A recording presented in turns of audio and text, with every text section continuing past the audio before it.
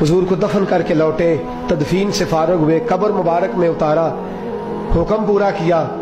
कहते हैं वापस आए तो जनाब अनस से सैयदा फातिमा कहने लगी, अनस तूने भी मेरे रसूल पे मिट्टी डाली है? अनस तेरी जुर्रत हो गई थी? फरमाते उस वक़्त फातिमा का पहला आंसू गिरा और फिर 6 महीने हुजूर के बाद हयात रही, मैंने उसके आंसू ही गिरते देखे। लोग सो जाते, वो हुजूर के रोज़े पे जाके बैठ जाती। कहते मैं समझाता बहलाता, लेकिन फातिमा कहती अली सब्र अपनी जगह, कर्म अपनी जगह। और मैं तुझे क्या बताऊं, बहन भाई पहले सारे चले गए, वालदा पहले छोड़ गई, अब हुजूर अलैहिस्सलातु सलाम ने भी पर्दा डाल लिया है, मुझे चाह और जानिब कुछ दिखाई नहीं देता।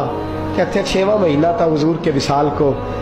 एक दिन मुस्कुराती हुई फातिमा घर आई रोजे से रात को बच्चों के साथ, तो शेर खुदा कहने लगे, मैंने कहा फातिमा बड़े दिनों के बाद मुस्कुराते देखा, क्या बात है?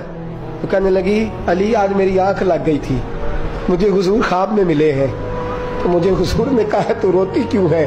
तो मैंने कहा महबूबा मेरा दिल नहीं लगता। तो फरमाया बेटी तैयारी कर, तू मेरे पास आने वाली है।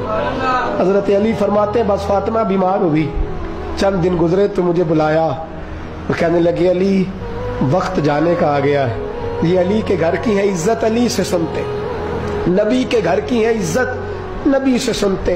वो जिसने मुअज़्ज़ज़ किया घराने को, हुसैन पाल के जिसने दिया जमाने को, जाने का वक्त आ गया है अली। पहली बात तो यह है कि हुजूर की नवासी जनाब उमामा से शादी कर लेना, वो हुजूर को बड़ी प्यारी है। और दूसरी बात यह है कि मेरे हसन हुसैन इनका खास ख्याल रखना।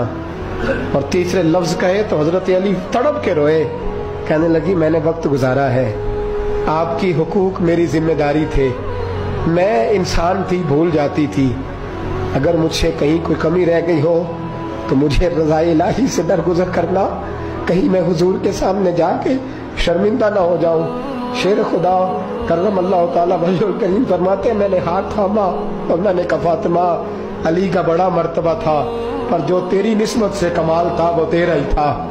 तू कैसी बात करती है, तूने तो हद कर दी, शहजादी हो के मेरे घर में खादिमों की तरह रही। हजरत फातिमा रज़ियल्लाहु ताला अन्हा का दूसरा हुक्म ये हुआ कि मुझे रात को दफनाया जाए। और फरमाया मेरे पहले मदीने में ऐसा नहीं होता था, ये हजरत फातिमा ने सबसे पहले कहा। फरमाया मेरी चारपाई के साथ लगा के ना शाखें, चारपाई के साथ तो ऊपर ला के उन्हें ऊपर से बांध देना और उन शाखों के ऊपर एक कपड़ा डालना, मेरे कफन पर भी किसी की नजर न पड़ जाए।